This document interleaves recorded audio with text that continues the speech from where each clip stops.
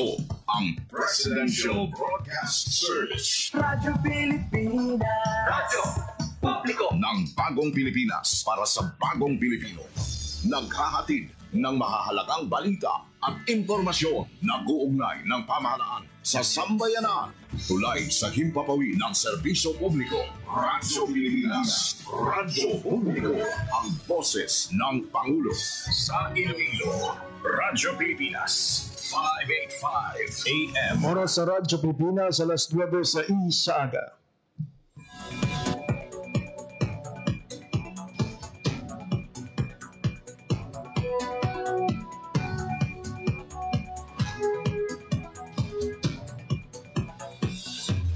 Sa Western Visayas, Panay Island, na tinamaan itong island-wide blackout.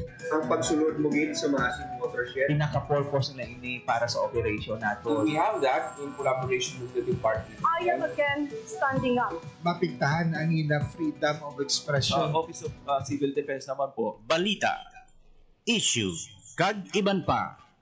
Diri sa Radyo Pilipinas. Radyo Publiko.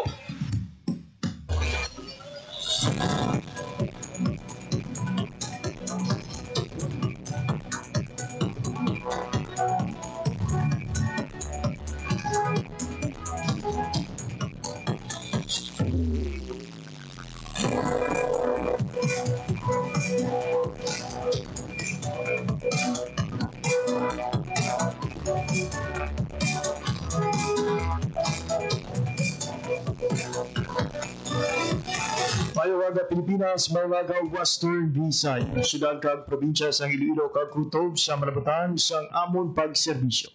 Di gaman nga bahin sa kalibutan nagahatag kami sa katahuran, maayong aga good morning sa inyong tanan. Mabiyan welcome sa isa naman edisyon sang pagpalagad sang programa Balita, Issue kag iban pa. Anda ko karon sang Miyerkules, Agosto 13, tuig 2025. Mabiyan nila ang ikaduha sa apatanan ka Miyerkules karon nga ika-8 nga bulan sang tuig 2025.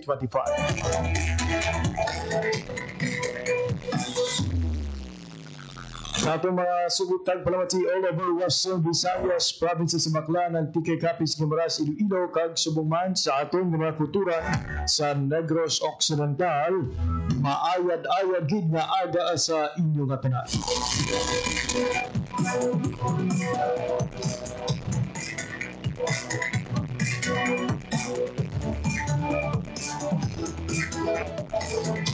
Mabiyan ang atong pagpalagad pumatayang live sa 585 kHz sa lisuan sang inyong radyo. Sumuman sa ating official Facebook page ang Radyo Pilipinas Iloilo.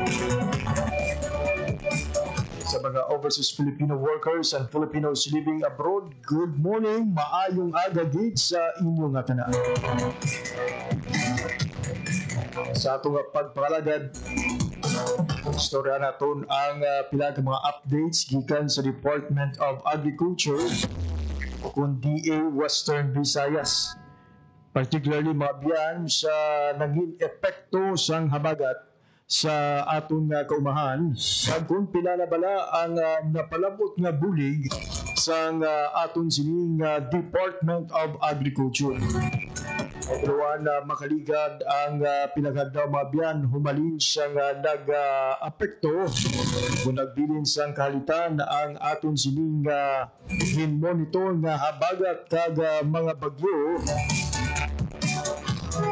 Ang Department of Agriculture Western Visayas gilayon nga nagparabot sang suporta sa mga apektadong mangunguma. Nanuhay-tuhay nga binhi ang ginpalabot sang ahensya sa aton nga mga apektadong mangunguma, particularly mga abyan.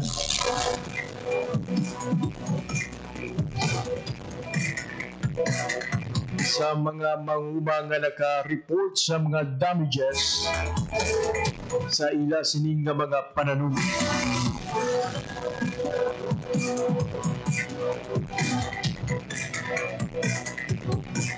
Mag-aatay magita sa pila ka mga updates sa mga balita nasyonal Kag pila ka mga update mga abyan gikan sa naituang ahensya sa gobyerno diri sa Kabisayan nakatungdan.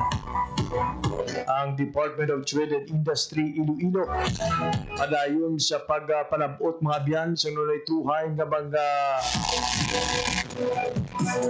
bulig kag subungman mga ihibalo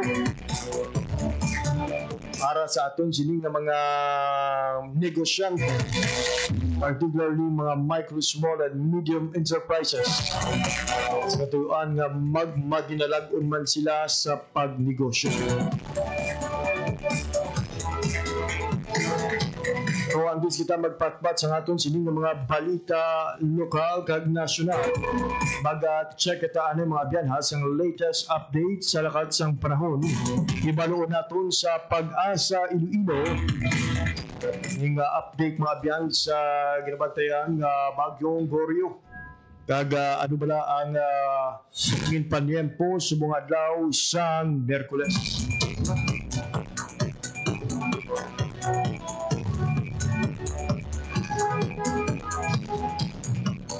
Oras sa Radyo Pilipinas, alas 9:12 sa aga sa sining oras. Kaupon natin sa piyak na linya, Sir Charlie Dapra sang DOST Pag-asa Pilipinas.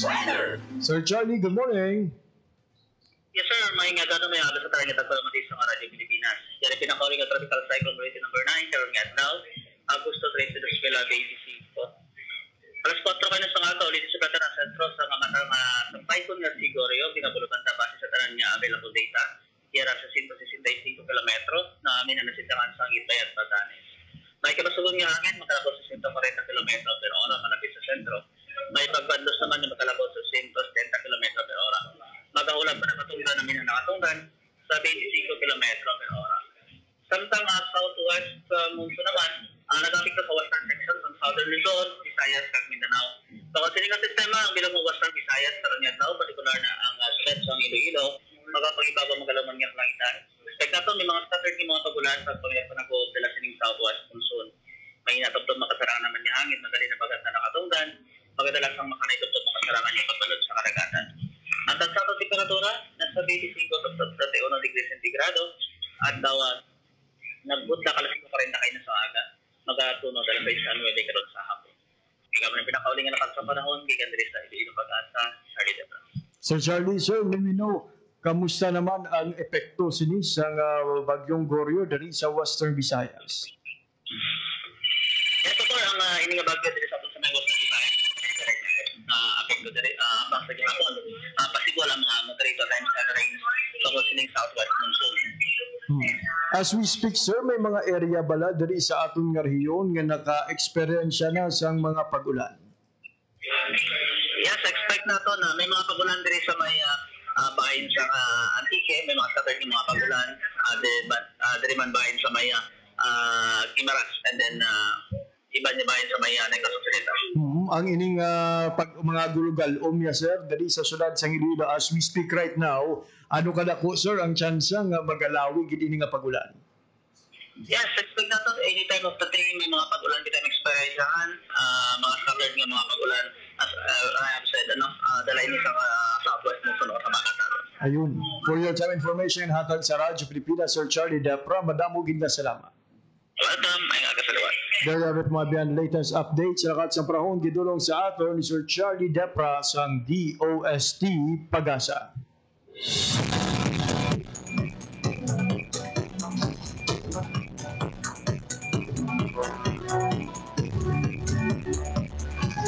Oras sa Radyo Pilipinas mga biyan 9:14 in the morning. Sa ato naman nga mga balita lokal, uy, pinalagi lamang ka-adlaw ang nabilig mga biyan antes ang nataran nga paghiwat sa bar examination. Sa diin na isa sa mga napilian nga venue ang Central Philippine University diri sa syudad sang Iloilo. Awat diri mga balo nato ng mga pagpanghanda sang Iloilo City Government para mangin matalunsay kag mangin organize ang paghiwat man sang aton sining bar examination na ginapangurahan sang Korte Suprema. Ang detalye sa balita sa report ni Gina Baclay. Radyo Pilipinas. Radyo Pilipinas. Report. Jen, good morning. Jeep, may tatlo ka mga executive order ng papanaog si Iloilo City Mayor Raisa Treñas may kaangtanan sa patigayon sa bar examination diri sa may bahin sa Central Philippine University sa diin luyag sa alkalde nga a month before sa bar exam mapasiguro nga matawhay organisado kag malinong ang 2025 Philippine Bar Exams nga hiwaton dira sa may CPU. Nagpatigayon sa pagporma ang aton nga alkalde sang sining Bar Examination Coordinating Committee pagi sa Executive Order number 59 series of 2025. Ang committee ba tipon sa mga ahensya nga magabulig sa seguridad, trapiko, health, disaster response, kag public information sa mga petsa nga September 7, 10 kag 14 sa maabot nga bulan sa Setyembre. Isa pa gid Executive Order number 58 ang ginpapanaog sa alkalde, hindi naman niya nag-regulate sa ambient noise. Kaga ginadumilian ang mga pagpatigayon sa aktibidad nga posible makaguba sa konsentrasyon sa mga bar examinees. So halimbawa kung may mga projects dira nga mga nagatugas ang gahod, temporaryo anay na nga i-regulate nga dapat ang distansya sang mga proyekto nga hindi gid makatublag no sa kagahod para nga hindi magtugas ang istorbo sa mga bar examinees. Kaya isa sa dapat tandaan sa aton sini nga mga establishmento, mga tiangge, restaurants na palibot sang CPU ang pagpatuman sang liquor ban sa pila ka mga establishmento. Particular kung kita magsala September 6 to 7, 9 to 10, kag September 12 to 13, hindi pwede makabaligya sa makahulubog nga ilimnon dira sa may palibot sang CPU kaya para malikawan ang paglutad sang ginamo nga kosang kahulugbon no dira sa may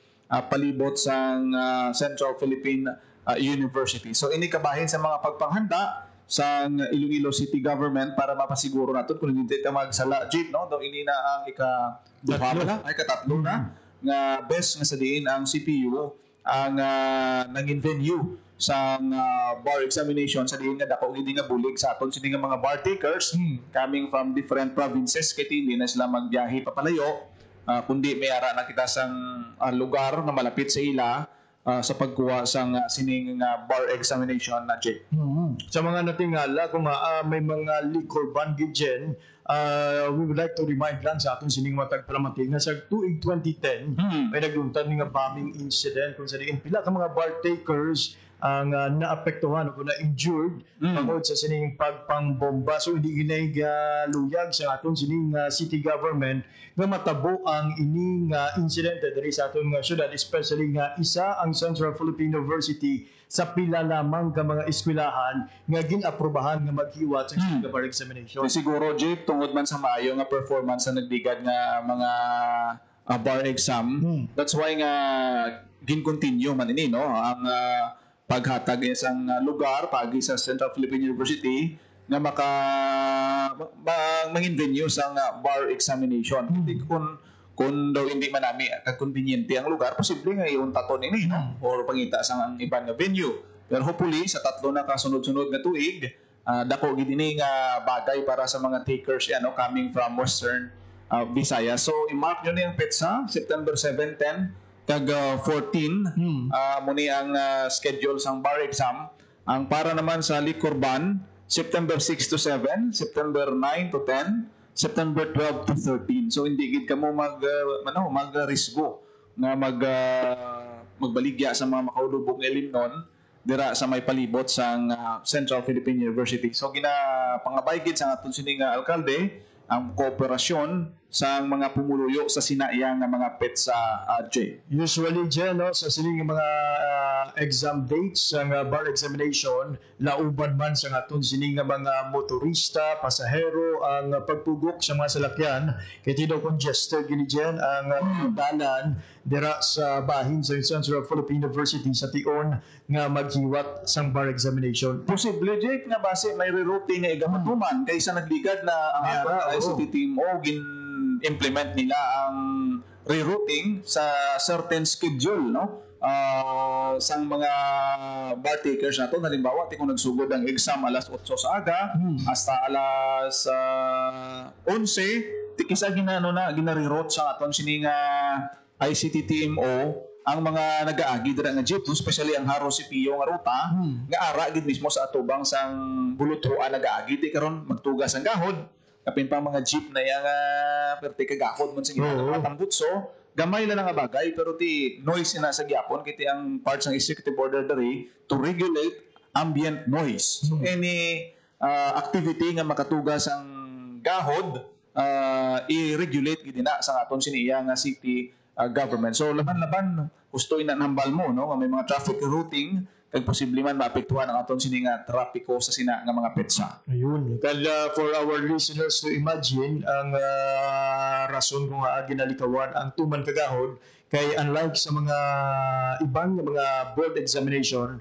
ang barya dyan na essay inisaya essay writing. Baga kung wala kaya sa may mapanunduman nga sabat unlike sa ibang mga board exam nga multiple choice makapili kada kung makashade sa bar iya kung gahod hindi kayo na maka-concentrate kung ano ang imo sining i-apply nga layi kung paano mo inigamiton sa pamangkot nga ginhaboy sa Korte Suprema. So sa pagwa diri nga EO may mga penalties kidyan mga gin pahayag sa EO 57 na 58 kag 59 ni Mayor Raisa Trenyas. So, ano lang para sa aton mga pumuluyo dira, comply na lang sila. So, ang nagagubugos ang coordinating committee chairperson diri si Mayor Raisa Trenyas, co-chairperson si City Administrator Melchor Tan, secretariat diri sa City Mayor's Office si Attorney Reinhardt Pahila, kag mga miyembro diri sa traffic management kag barangay coordination pamunuan ini ni retired Colonel Odarico Garmanzo sa aton sining ICTMO si ang co-team leader niya si Liga ng mga Barangay President Maria Irene Ong kag ang mga miyembro diri ang mga katapo sang ABC Haro ang aton sining City Health Office. Amo man ang leader sang Health and Disaster Risk Management sa public information ang aton sining public information office no kag sa security ara man ang katapo ang aton sining Philippine Coast Guard ICPO kag iban pa nga mga units jeep ang aton nga Bureau of Fire Protection. So amo ni kadamo no may EOD K9 unit nga nagabug-os ang aton siniya nga gintukod nga coordinating team J. Kagabay no nga mangin cooperative gid ang aton sini nga mga kauturan especially those living within and sa kilid lang no sa palibot sa Central Philippine University kay ti ang nagakuluha exam dyan sa CPU just like last year no madamo dyan mga pangayaw pa halin sa Cebu sa area sang Eastern Visayas ang iban halin sa Negros Oriental kag Negros Occidental ang nagpadulong diri kung ining mga pumuluyo kon mga kauturan naton dira sa area sang CPU hindi mag-coordinate posible nga sa masunod nga mga bar examination waay na sang venue diri sa syudad sang Iloilo. So dapat cooperate gid no ang aton sini nga mga pumuluyo especially dira sa may kaiping nga kabarangayan sa Sambag, San Isidro, Cuartero no sa palibot sang Central Philippine University. Maraming salamat dyan sa imo sining nga balita. Amo na maduro naton nga report para sa Bagong Pilipinas, General Baclay, Radyo Pilipinas, Radyo Publiko. There you have it, Mabian, ang latest update gikan sa Iloilo City Government gidulong sa aton ni General Baclay sang aton sining City Hall Beat Report. So to recall mga abyan ha, una nga ginhiwat ang bar examination sa CPU sang tuig 2022.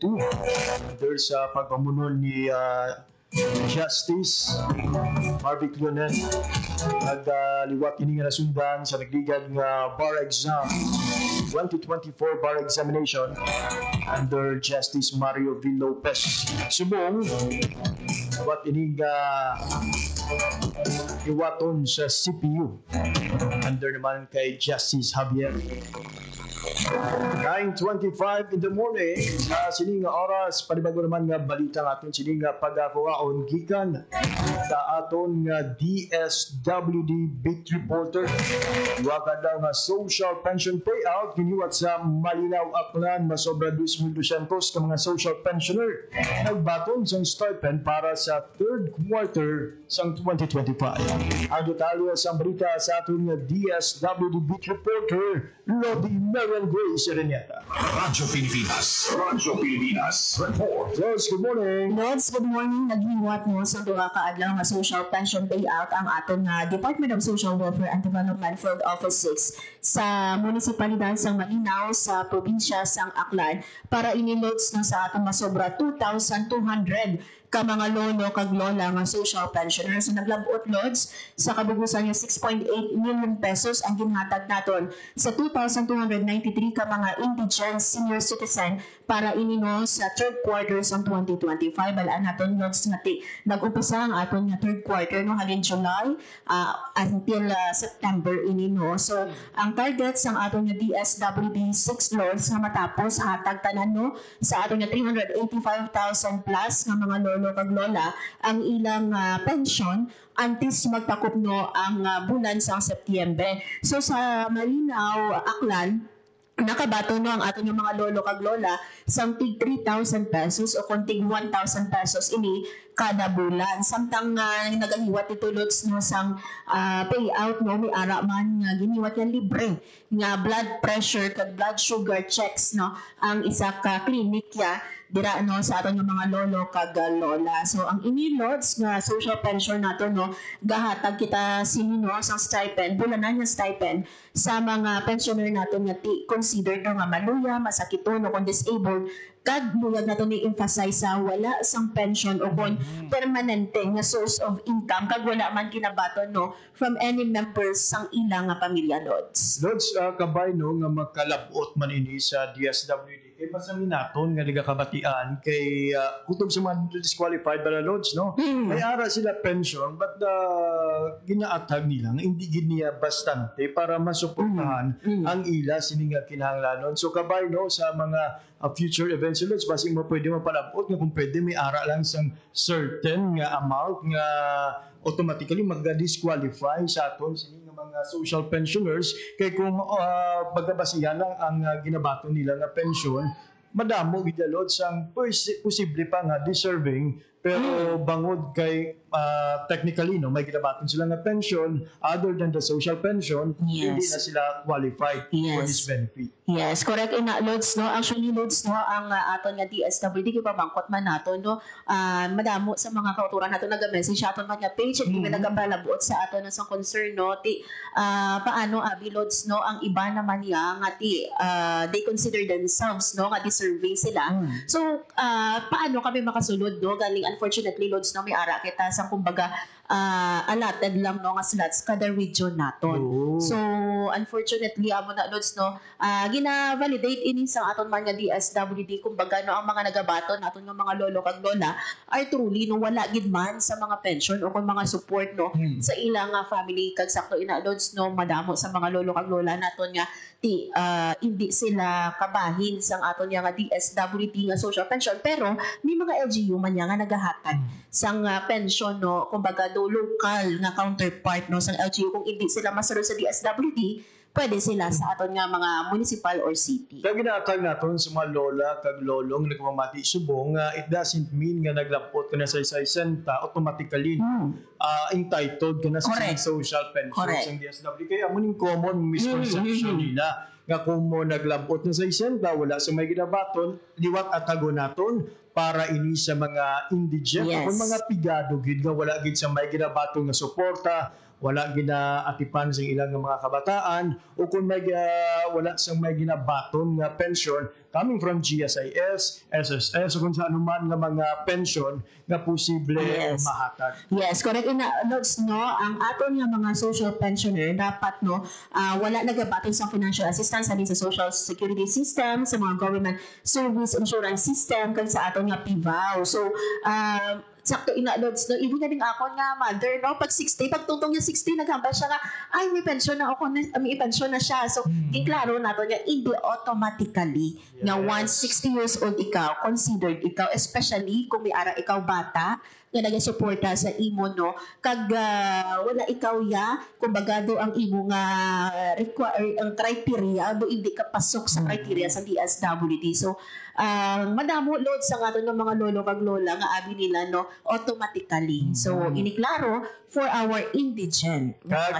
Klaruhon na naton, Lods, no, para may idea lang naton sini nga mga lolo kag lola nga turning 60 subong yang ato sa masulod nga matinuig, may mga waiting na nga daan sa sini nga panwa, no? Kalamaan gid sa aton sini nga mga LGUs, Lods, may ara sang waiting list. So bisan na butang ka abi, no, wala ka man may ginabaton nga pension, butang ka abi, wala man ikaw sa may ginabaton nga financial assistance, pero hindi lang abi ikaw ang may amo sila na sitwasyon sa imo sini nga banwa. Rason kun nga antes ikaw baka sulod, kutob sang nauna sa imo sa waiting list, kaysa sila pa na ang ginapauna. Pero ang ini nga problema, Lods, ginaatag naton, ginatingwaan ini nga ma-address ang aton sini nga DSWD. Pero as to the question kung saan o masararama tanan, we pray good, no, para sa pasensya sang tanan nga dugang-dugangan pagpalawigon pa.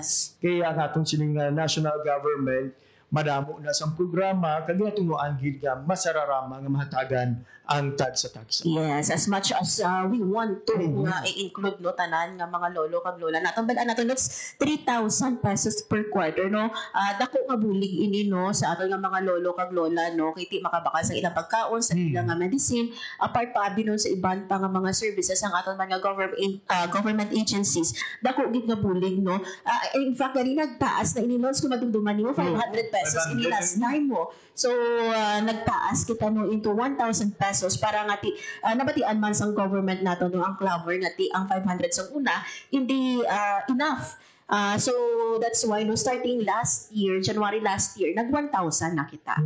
And sa ato naman mga LGUs, no, kung may wala pa sa mga, o kung may mga LGUs pa nga until na wala pa nagapatuman sing ila sining nga mga counterpart kapag those nga wala na qualify sa sining nga programa, kabayo umpisahan naman ang pagpasar sa ordinansa kapapangita sa pondo para mabuligan nato ang atong mga kubos nga mga lolo kag lola. Yes, sakto gini na, Lods, no, we encourage especially, no, ang aton dira nga mga lawmakers, no, sa ilatag sa mga lokal nga panguluhan to also consider, no, nga maghiwat sa ilaya nga local counterpart nga paghatag, no, sang stipend.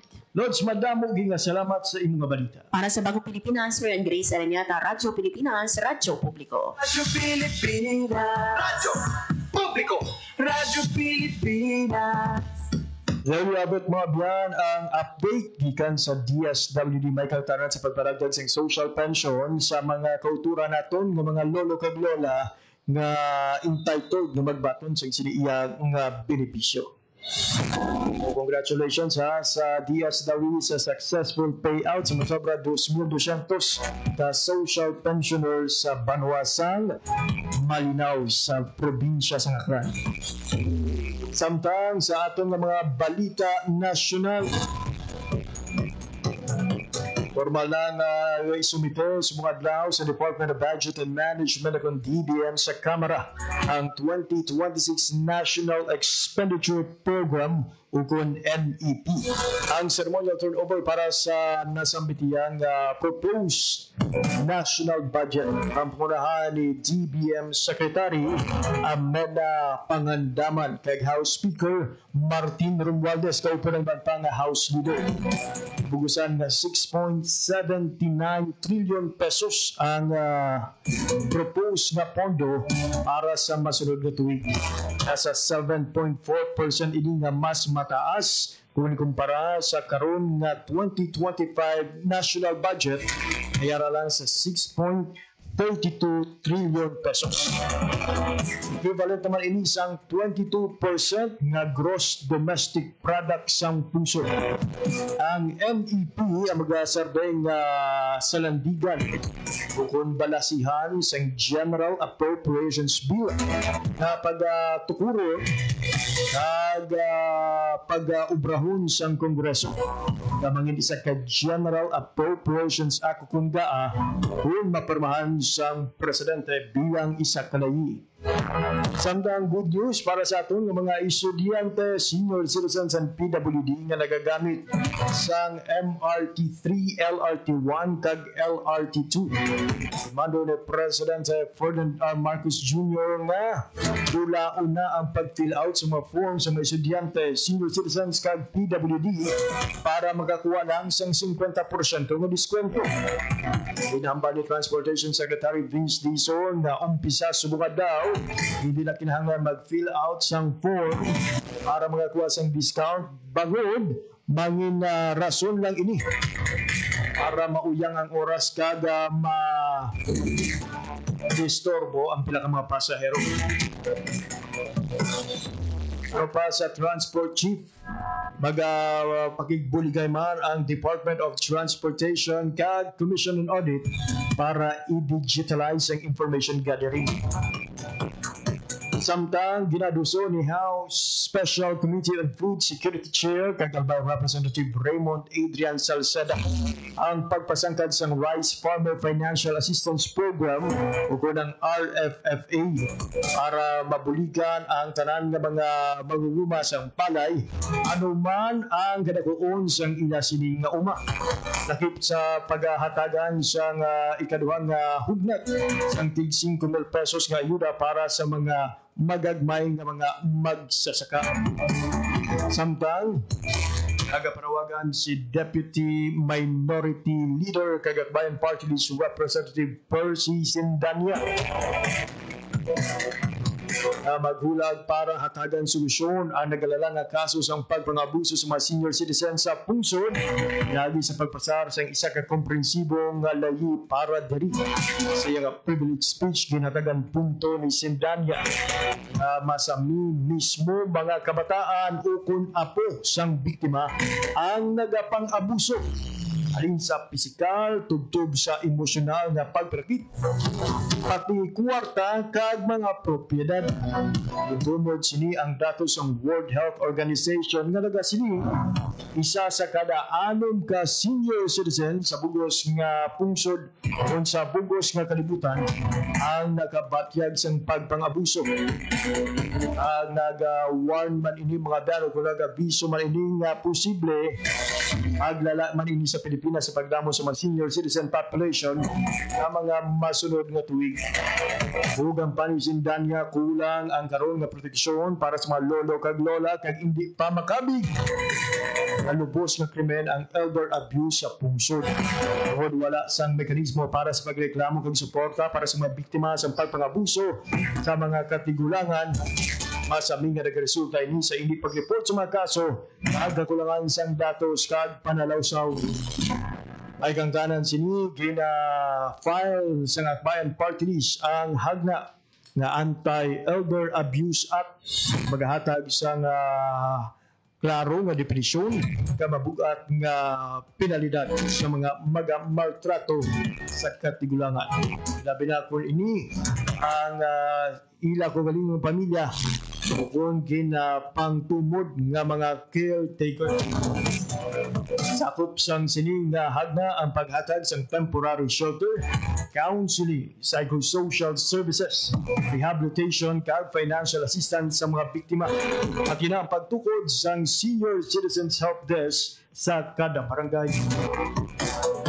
Samtang ginpabakod sang Korte Suprema ang desisyon sa Commission on Elections kung kumalat nga i-disqualify si Anay General Luna Mayor Matt Erwin Florido sa pagpanalagan bilang tiglawas sa ikatatlong distrito sa Quezon sa 2025 midterm election. Inibagod sa aligasyon sa pagpamakal sa boto sa digman sa reklamo sa pila ka mga residente halin sa Buena Vista, Quezon. Sa reklamo nagpanghatag ang kampo ni Floredo sang tig-1,000 ka pesos nga pagkaon, t-shirt kag pamasahe kabaylo si suporta sa iya sa itong April 5 kag April 6. Sulo sa Supreme Court personal nga nagtambong si Floredo 7. nagatubang sa madamong nga tawo kag maatag nga bal-an niya naging panugutan ang hitabo. Maatag din nga ebidensya nga bukas ang pagtilipon sa tanan kag gingamit ang para magpakampanya kag magkuha sang boto. Depensa ni Florado para ini siya nga campaign volunteers kag event nga amuyag to ang hindi para sa publiko. Inbasihan sa desisyon sang Korte Suprema ang record sang gastos pangod wala sang may mapakita nga resibo ang aray alkalde na suno sa layini dapat mahatag ang indikasyon nga vote buying sa ilalong isang omnibus election code. So kamay ha, sa aton sini nga mga future candidates sa anuman nga mga posisyon, it be in the barangay to the presidential position. Reminded sa sining mga desisyon sa Korte Suprema ang mga pagsulundan nga na athag sa ilalong sang Omnibus Election Code. Inyo sining paglapas ang kasuguan, posible mangin kabangdanan para kamo ang mangin permanently disqualified sa pagpadalagan sa anuman nga posisyon sa aton nga gobyerno. Oras sa Radyo Pilipinas alas 9:41 na sa aga sa atong nga pagpanubalik. Tuwa naton nga malabot ang aton nga bisita subong nga aga. Engineer Jimmy Eledea Jr. ang chief sang DACERMMS. Di kagban pa nga impormasyon pagkatapos lamang sang pila ka pahalumdum. Dati, sobrang mahal ng tablets. Pero dahil sa ASEAN, halos zero na ang buwis sa tech imports. Kaya mas affordable na sa mga tulad kong estudyante. Sa digitized custom system ng ASEAN, mas mabilis dumating ang mga learning gadgets. Mas konti ang delay, mas marami ang matututunan. Mas madali na mag-source ng parts at accessories ngayon. Dahil sa trade agreements ng ASEAN, mas mabilis ang cross-border shipping at mas mura ang gastos. Dahil sa mas malawak na internet sa ASEAN, kahit sa probinsya nakakabili na kami ng tech online. At maraming ASEAN-made products na good quality. Abot kaya pa. ASEAN supports local innovation. Meron tayong mga hubs na tumutulong sa mga inventors at startups gaya ko para protektahan ang ideas at gawing negosyo. Hindi ako techie, pero ngayon marunong na ako magbayad at tumanggap ng QR gamit ang phone. Dahil sa ASEAN, mas accessible ang technology kahit sa maliliit na negosyo. Dahil sa digital trade provisions ng ASEAN, mas maraming tech brands online. Nakaka-order ako ng gadgets at accessories na dati ay imported lang. Ngayon, mas mura at legal. Dahil sa ASEAN, mas abot kaya ang tech, mas mabilis ang access, at mas maraming oportunidad para sa lahat. Innovation across borders para sa bawat Pilipino.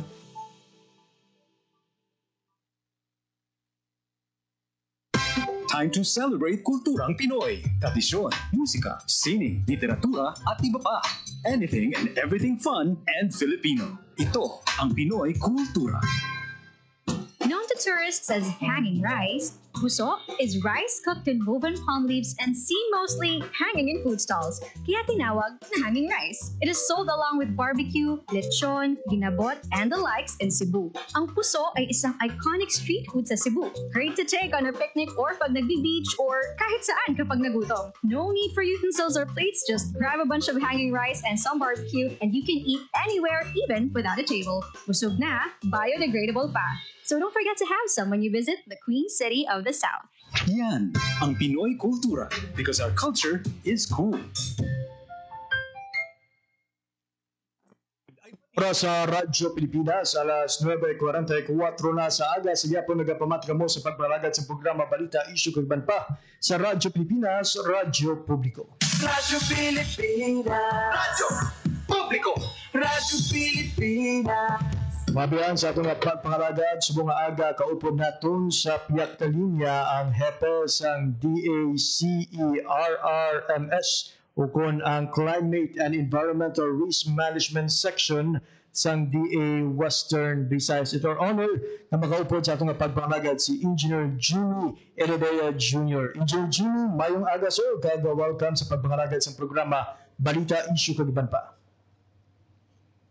Hello sir, good morning. Afternoon po, good morning. May aga sa sento sa atong mga tagkalamati sa atong programa sa Bungaga. May aga sa liwat. Yes, sir. This is JP sir of Radyo Pilipinas. Sir, pila ang apektado ng mga mangungumas ang habagat diri sa Western Visayas? Actually sir, ang atong subong damage assessment no as of August 13 today, actually nag-final na kita sa atong mga report sa series naton nga bagyo sa alin sa Quezon. At tigagimong kaga actually ang pinaka-common nila sa effect sang enhance naton nga habagat no nga nag-cause ang widespread nga flooding particularly sa aton nga mga rice areas. So ang total sa subong sir no for rice, corn, mga value crops nga farmers naton naton mga livestock and poultry actually no included na sa aton report mga 18,000 farmers sir, almost 19,978 farmers. Ang values ang damage sa subong for the region is about 317 million. Yung pinakadako actually ang ang sa rice naton nga mga farmers sa rice areas na nabaan. I see. Sir, karoon ko lang 18,000 sir or 80,000? 18 sir, 1.8. Sir, ano naman ang commodity nga pinaka-apektado? You mentioned earlier sa rice, corn, kag high-value crops. May yun, sir, anong pinaka-apektado? Sa record tagi sir no ang cost ako mag-epekto sa aton nga series sa bagyo sa baha no ang nambol tayo ng ulan kaya widespread nga flooding ang mga rice areas tingin sir ang apektuhan gid no so mga almost mga 70 to 80% kitang accumulate nga mga damages sa mga data andin na sa mga rice areas na mga rice farmers naton. Grabe. And sa bilang bulig sir sa mga apektado naton nga mga manghuma, particularly sa mga rice farmer, ano ba sir ang mga bulig nga ginpreparar sa inyong ahensya? Actually sir no kasi on time sa subong sa aton nga cropping season no kasi siyempre nagsugod kita ang pinaka-peak sa aton nga pag-establish sa aton nga tanom especially palay sa July man na pala sa aton schedule no sang tanom ka sang humay para sa first cropping. So doon na timing gining series ang bagyo man sa tigtalanom sa aton nangunguma no so actually sir ang DE of course kung wala bagyo siyempre aton nga mandato sa DE is always to provide secure nga may mga production support kita nga makatanom aton mga nangunguma. So ready kita sir for wet cropping season sa first crop no sa aton nga mga rice farmers and even sa aton other commodities. Gabi para na kita kadaan actually aton mga binti sa nakakuan na no preposition na siya kag nakatanom na tuloy aton farmer. So ang natabo diri sir nga ating iban nga bago actually tanom ang mga na-record nato nga mga totally washed out na sa ini mga bago sa bago tanom nga nabaan. So actually mga city naman alin sa DIS no kag sa partner nato nga under sa DIS nga mga agencies nato like PhilRice through sa aton nga RCEF na sa program. So mga seeds sa subong sa nga na-deploy for cropping season naman ang iba natiktuhan. So ang aton na bisa aton nga saksyon sa aton nga regional executive director nga gina-inventaryo ta subong sa aton nga local government actually instructed na sa aton nga LGUs affected no. Nga inventaryo ko na tong mga kaya nga aton nga subong sa is to replant, re-establish atong mga na totally damaged or nawas out yung mga areas naton sa baha. So dapat makalaga sila sa rin makahabol sila makatanom liwat para ang target na for first cropping nga mga talamnan matangnan taliwat. So ang subong sa natong ginasigurado nga sufficiente nga para makatanom liwat atong farmers kagang di sir kagang with PhilRice nagabulig nga subong nga babalikan to sir ang tanan nga mga affected areas kag makatanom liwat. Engineer, may datos kada sir kung pila na particularly ang napalabot yung bulig kag saan ginalauman nga matapos sir o kung makumpleto ang paghatag natin suporta sa mga apektado nga mangunguma. Subong sa going pa aton ba no inventory basta ang PhilRice sir through RCEF mo na pinaka-ginataligan ta pa yung subong sa aton nga mga seeds. So though mga LGUs kami nga nauna na assess to especially itong mga damo totally wash out area sir mga 80% siguro sir at most no ang ibang LGUs nakatanom na may mga problema lang sa mga areas nga, especially rainfed sir, kay ang iron ni bala sa aton nga mga rice areas, ini mga talamnan tabla sa sir, rainfed. After ba, actually, nag-init, grabe ato ang init, no? Nga nag-cause actually sa pag-dry up sa mga talamnan sa rainfed. So, kay na paano natin sa pag-asa, nga actually na ang monsoon break sir, nag-effect pala nga inang like 2 weeks or 3 weeks nga wala ulan.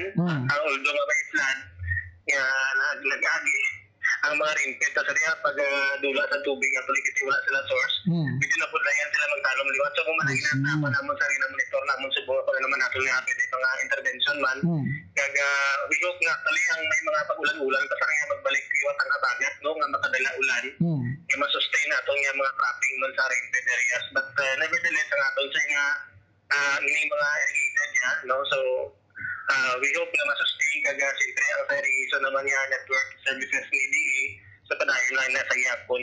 So, ginatry natin sa no, nga makatanom liwatanan, kaya ginamonitor man natin kung ang needs natin, especially sa rainfed, nga mabuligan ta for accessing sang tubig, no? At ang pinaka-long term actually sa yung solution is ang sustainable nga water source, no? So, kung di aralan ito sustainable nga source ng tubig, kaya considering aton nga rice areas sa Western Visayas, actually 60% sa rainfed sila plan.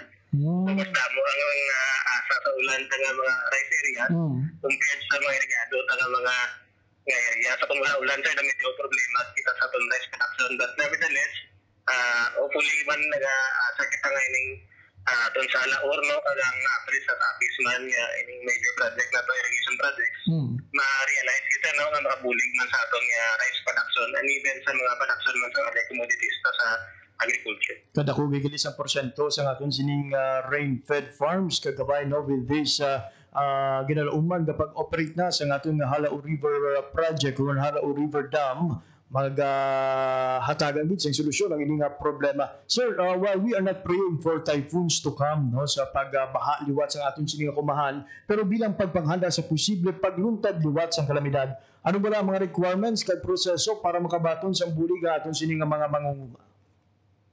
So una gid sir, no, pati ongoing sa mga aton nga database nga in-enroll sa aton nga farmers tanan, no, through sa aton registry system for basic sectors in agriculture. So ang aton mga wala pa gid nakaka-enroll, no, so nag-ayo kami nga magpakiangot gid sa aton nga mga lokal nga mga agriculture offices nga ma-enroll sila sa aton system. Una-una gid na siya kay requirement sa buong almost sa tanang programa sa Department of Agriculture, no, kadamo na sa aton programs no sa DE nga kung registered ka na sa system, actually entitled ka gid, no, like insurance, may free insurance kita sa crop, no. So aton kasi actually partner tagi na sa no kanang mga enrollment sa system, so may mga packages kita sa programa nga ang maka-avail actually ang registered sa system naton sa RSBSA. So una gid magparehistro kaga aton nga mga asosasyon, no, para gigunon naman aton nga mga grupo kaya nga aton approach mo sa buong sa DE is cluster na, no. So meaning interventions tagi na ginahatag ta sa mga cluster production clusters, no, like sa rice naton ang mga lagpad o kung mga nagatingog na may area sang nagapanguma sang palay, gina-cluster nato, no, para mas makapos ang pag-manage kaga ang pagkuhan isang production sa, no, pag-optimize ang production mas nami kung na kalaparan ang gina-manage naton sa cluster aton maning approach. So muna na sir magpa-enroll kaga aton mga capacity naman natin yung local governments actually, especially sa reporting kasi ang dami subong, no, kay nag-upgrade na kita online actually ating yung reporting system sir. So ang ating LGUs kina-train kinaton nga wala sang may ma-let out bila sa ating yung reporting sir. So tanan matako una ko na-enroll ang farmer, mas ma-post na rin sa LGU actually may ara naman sa reference, no, kung sino ang tanom kagang sistema sa reporting medyo madasig-dasig na kay online na siya. So, amo na itong ginatinguhan sa mga sir, no, ating reporting system ta maayos na pag ma-report ang nagkakaigugid nga actual, no, nga epekto sining mabagyo, maliban pa na for sa aton nga mga preparedness activities man, no, nga early warning naton. Siyempre, kapag panghanda sir, na, no, kaya ang bagyo ta, actually, sige-sige naging balik kung na nagatutok kita sa mga information campaigns, mga product na pag-asa, no, ang mga forecast. So, isa na, no, ang gina-encourage natin, dapat mga LGUs natin mag-engage sa sa pag-asa kag magtanaw man even ang mga farmers nato no ngati ang tanan nga mga balita sa buong access naman naton kadamo lang ang platform. So ibagi man kung may preparasyon o kung handa no pag nakabalo sa atong sitwasyon sa panimpo naton. So amo na kung saan amo nga padihin man niya nga tinguhan na mo nga makaabot na mo ng ano man yung mga informasyon makabuling sa paghanda sa atong mga manguma. Of course ang regular na mandato ni DA at padayon no production support naton sa aton mga farmers. Ayun, so kabay nga take down notes kini sa aton sini nga mga mangunguman LGUs no na masami nga apektuhan sa sining mga pagbaha dala siyang mga pagulan. Lastly, so ang imo sini nga mensahe sa aton nga mga mangunguma. So siguro sa aton mga farmers subong after sa bagyo naton actually on board naton nga BCIC subong sa pag baton sa aton mga filing sa notice of loss no sa mga apektado nga mga mangunguma. So pantagin na no so asa kasuhod tagin na ang pag-file sa aton nga mga notice of loss sa aton nga mga crops nga apektado sa nagligat nga pagbaha.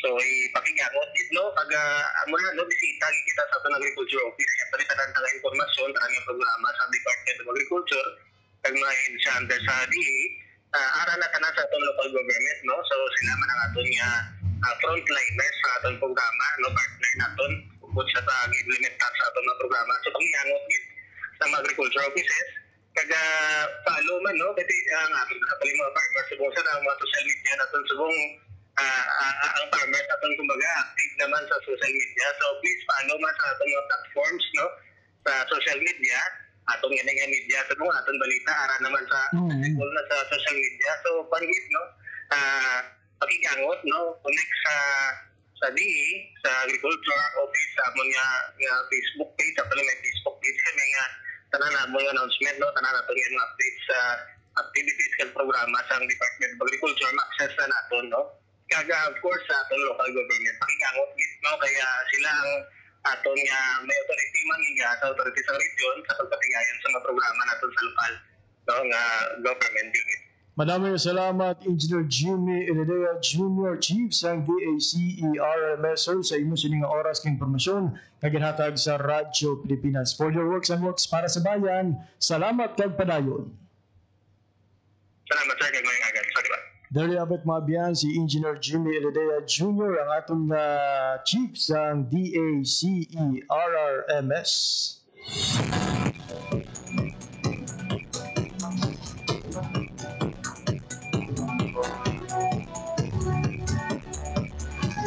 Nabiyan, madamo giga salamat sa aton sining mga nag-ulupod sa aton pagpangalagan on air and online. Kay Sir Jared Barile. Kag sa tanan nga nag-upod sa aton sining pagpangalagan. Madamo giga salamat.